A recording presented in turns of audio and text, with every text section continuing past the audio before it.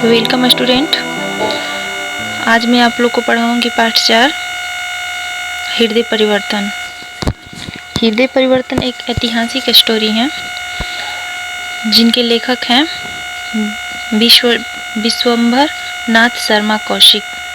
तो आइए सबसे पहले देखते हैं कि इस पाठ प्रवेश में क्या लिखा हुआ है।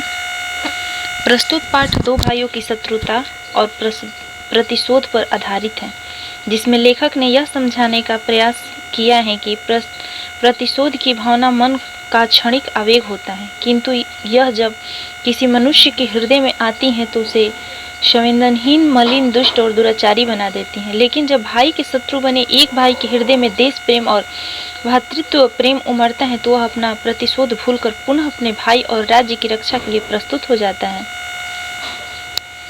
मान जाओ, यह कार्य तुम्हारे लिए उचित न होगा। चुप रहो, तुम क्या जानो, इसमें वीरता नहीं अन्याय है। कई दिनों की धधकती ज्वाला आज शांत होगी।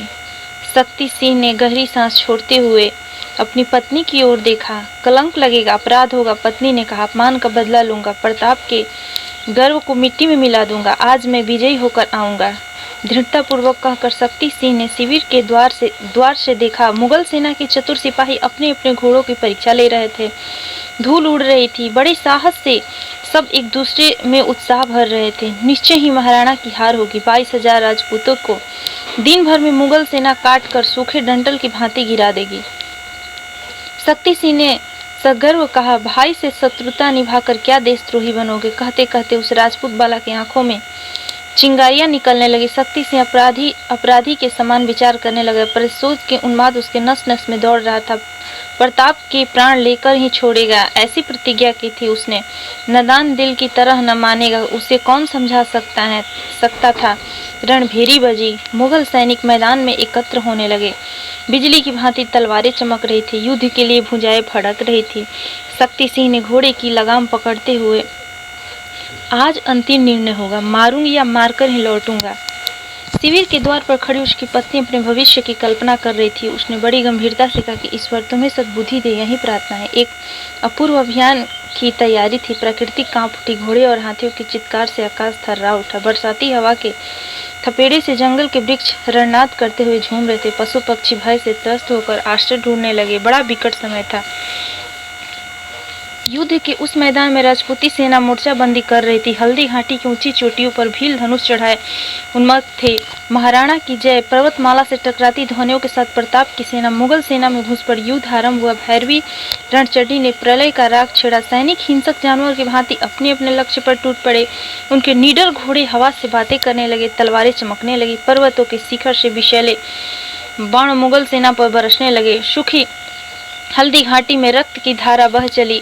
महाराणा आगे बढ़े। सेना का व्यूह टूटकर तितर बितर हो चुका था। दोनों ओर के सैनिक गाजर मूली की तरह कट कट कर गिरने लगे। देखते ही देखते लाशों के ढेर लग गए। तभी भरे बादलों को लेकर आंधी आई। मुगल सैनिकों को बचने का अवसर मिल गया। सेना में नया उत्साह भर गया। तोपों के गोले उथल पुथल करने लगे। धाए धाए करती बंदूक से निकलती गोलियां दौड़ रही थी। ओह, जीवन कितना निरीह हो गया था।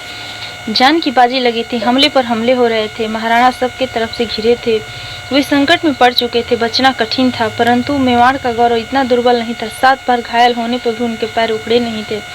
वे शत्रु सेना में सिंह के भांति उन्मत्त होकर घूम रहे थे।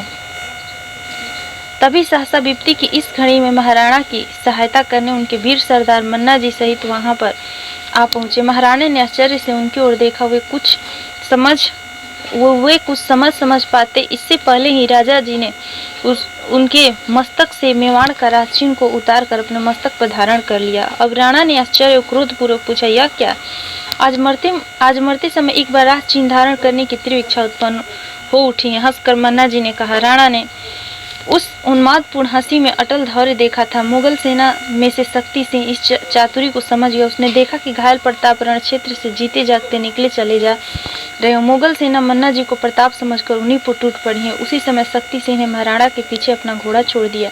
युद्ध समाप्त होने को था। स्वतंत्रता की बलि वेदी पर सन्नाटा छाने लगा था। जन्मभूमि की रक्षा हेतु मर मिटने वाले वीरों ने अपने प्राणों का उत्सर्ग कर दिया था। 22,000 राजपूत वीरों में से केवल 8,000 ही शेष बचे थे। विद्रोही शक्ति सिंह कुछ सोचता हुआ अपने घोड़े पर चढ़ा चला जा रहा था। मार्ग में 100 कटे पड़े थे। कहीं भुजा शरीर से अलग पड़ी थी। कहीं धड़ कटा पड़ा था, कहीं खून से लथपथ मस्तक भूमि पर गिरा पड़ा था। कैसा परिवर्तन है। 2 घड़ियों में हंसते बोलते और लड़ते जीव कहाँ चले गए। ऐसे निरीह जीवन पर इतना गर्व। शक्ति सिंह की आंखें ग्लानि से छलछला उठी। ये सब राजपूत थे, मेरे ही जाति के, मेरे ही खून के थे। हाय रे शक्ति, तेरा प्रतिशोध पूरा हुआ। क्या सचमुच पूरा हुआ? नहीं, यह प्रतिशोध नहीं था नीच शक्ति, यह पौशाचिक आयोजन था पागल। तू भला प्रताप से बदला लेना चाहता था, उस प्रताप से जो अपनी सर्वादपी गरियसी जननी जन्मभूमि की मर्यादा बचाने हेतु लड़ता रहा। वह जन्मभूमि जिसके अन्न जल से तेरी नसें भी फली हैं। अब तो माँ की मर्यादा का ध्यान कर। सहसा धाए धाए की गोलियों की आवाज ध्वनि सुनाई दी। चौंक कर शक्ति सिंह ने देखा कि 2 मुगल सरदार प्रताप का पीछा कर रहे हैं। महाराणा का घोड़ा लत पर होकर लड़खड़ाता हुआ बार बार गिर रहा था। अभी भी समय। शक्ति सिंह के हृदय में भाई की ममता उमड़ पड़ी थी। एक आवाज हुई, रुको। दूसरे ही क्षण शक्ति सिंह की बंदूक से गोलियां छूटी। पलक मारते ही दोनों मुगल सरदार जहां के तहां ढेर हो गए। महाराणा ने क्रोधपूर्वक दृष्टि से शक्ति सिंह की ओर देखा हुए आंखों मानो पूछ रही थी, क्या मेरे प्राण लेकर तुम निहाल हो जाओगे? क्या इतने राजपूतों के खून से तुम्हारी हिंसा तृप्त नहीं हुई? किंतु यह क्या? शक्ति सिंह महाराणा के सामने नतमस्तक खड़ा था। वह बच्चों की तरह फूट फूट कर रो रहा था। नाथ, सेवक अज्ञानवश मार्ग भटक गया था। आज्ञा हो तो इन चरणों पर शीश नवाकर प्रायश्चित कर लूं। राणा ने अपनी बाहें फैला दी। दोनों भाई आपस में गले मिल गए। उनकी आंखों में स्नेह की वर्षा करने लगी। दोनों के हृदय गदगद हो उठे। 2 भाइयों के इस अनूठे मिलाप को देख प्राकृतिक ने पुष्प वर्षा की, नदी की कलकल करती धाराओं ने वंदना की। प्रताप ने डबडबाई आंखों से देखा। उनका सिर सहचर प्यारा घोड़ा चेतक दम तोड़ रहा था। सामने ही शक्ति सिंह का घोड़ा तैयार था। शक्ति सिंह ने कहा, भैया अब आप विलम्ब न करे, घोड़ा तैयार है। शक्ति सिंह के घोड़े पर सवार होकर राणा उस दुर्गम मार्ग को चिरते हुए निकल गए। श्रावण का महीना था। दिन भर की मार काट के बाद रात्रि बड़ी शांति हुई थी, मगर शिविरों की उठती महिलाओं के रुंदन की करुण ध्वनि हृदय को हिला देती थी। हजारों सुहागिनों के सुहाग उजड़ गए थे। उन्हें ढांढस बंधाने वाला कोई न था तो केवल हाहाकार, कष्टों का अनंत सागर। शक्ति सिंह अभी तक अपने शिविर में नहीं लौटा था। उसकी पत्नी भी प्रतीक्षा में विकल थी। उसके हृदय में जीवन की आशा निराशा क्षण क्षण आती जाती थी। अंधेरी रात में काले बादल आकाश में छाए हुए थे। एकाएक शक्ति सिंह ने शिविर में प्रवेश किया। उसकी पत्नी ने कौतूहल से देखा। उसके कपड़े खून से तरते। प्रिय, तुम्हारी मनोकामना पूरी हुई। प्रताप के सामने परास्त हो गया। धन्यवाद।